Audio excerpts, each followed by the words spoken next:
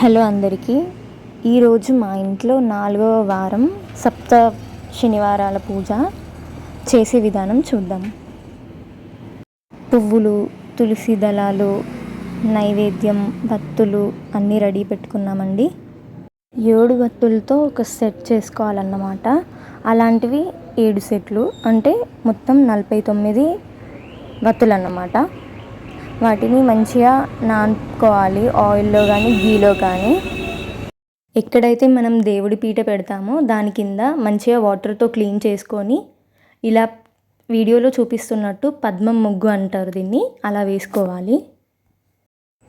పీట కింద ఎలా అయితే పద్మం ముగ్గు వేసామో పీట మీద కూడా సేమ్ అలానే వేయాలి. దాని మీద ఒక బ్లాక్ క్లాత్ వేసేసి సేమ్ అదే ముగ్గు మళ్ళీ వేసి మంచిగా పసుపు కుంకుమ వీడియోలో చూపిస్తున్నట్టు వేసుకోవాలి.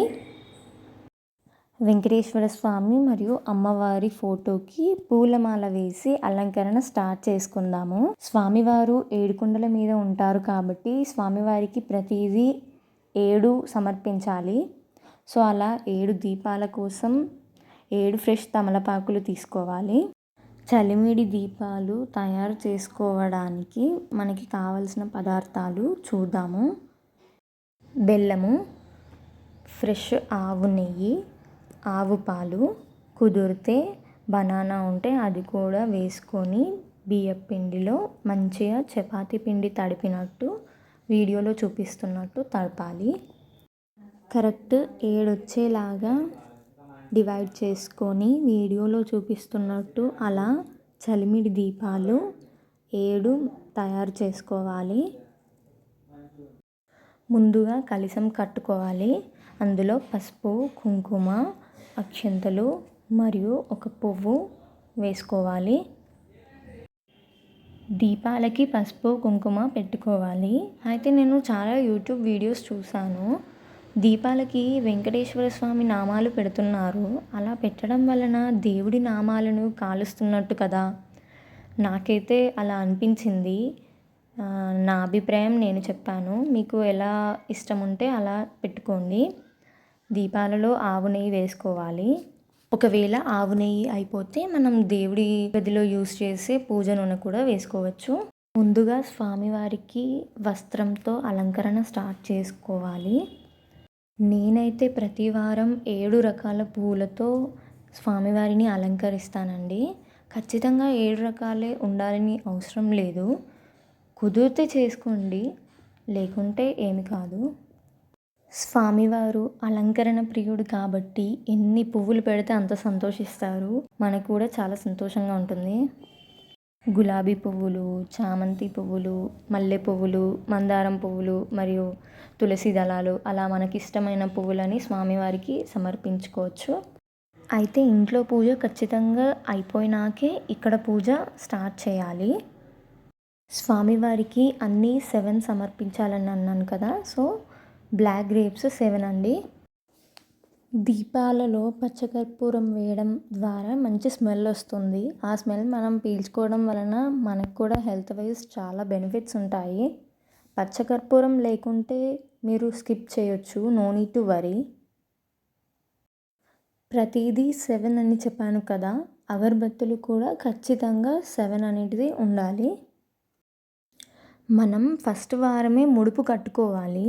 సో ప్రతి వారం అదే యూస్ చేయాలండి. ముడుపు అంటే ఏమీ లేదు. అందులో పసుపు, కుంకుమ, అక్షింతలు, మీకు వీలైనంత మనీ. నేనైతే 516 పెట్టుకున్నా. మళ్ళీ మన కోరిక తీరిన తర్వాత మనం తిరుమలకి వెళ్ళి వడ్డీతో అంటే 1 రూపీ నుండి మీకు ఇష్టం ఉన్నంత కలిపేసి వేయాలన్నమాట. ఎందుకంటే వెంకటేశ్వర్ల స్వామి వారు వడ్డీ కాసుల వారు అంటారు కదా. సో అందుకు ఫస్ట్ ఏకవత్తి వెలిగించాలి. ఏకవత్తి అంటే ఏమీ లేదు, అందులో ఒకటే వత్తి అన్నమాట. దానితోనే అన్ని దీపాలు మరియు చలిమిడి దీపాలు వెలిగించాలి. అగరబత్తులు కూడా వెలిగించి గణపతి పూజ స్టార్ట్ చేయాలి. ఇంకా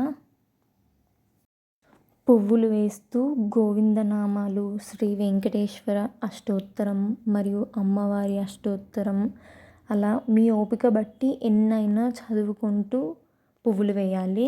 ఇన్ కేస్ పువ్వులు అయిపోతే మనం అక్షంతలు కూడా యూస్ చేయవచ్చును.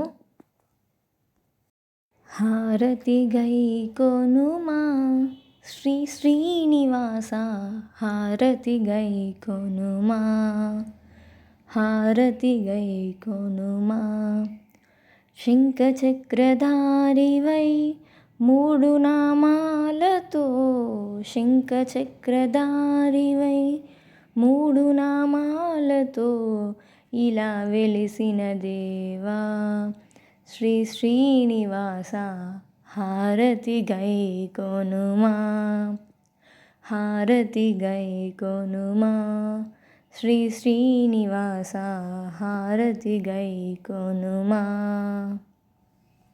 సో మా ఇంట్లో పూజ అయితే ఇలా కంప్లీట్ అయిందండి.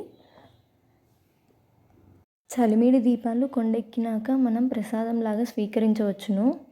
మీకు తినాలనిపించకపోతే ఆవుకి కూడా పెట్టవచ్చును. Thank you for watching.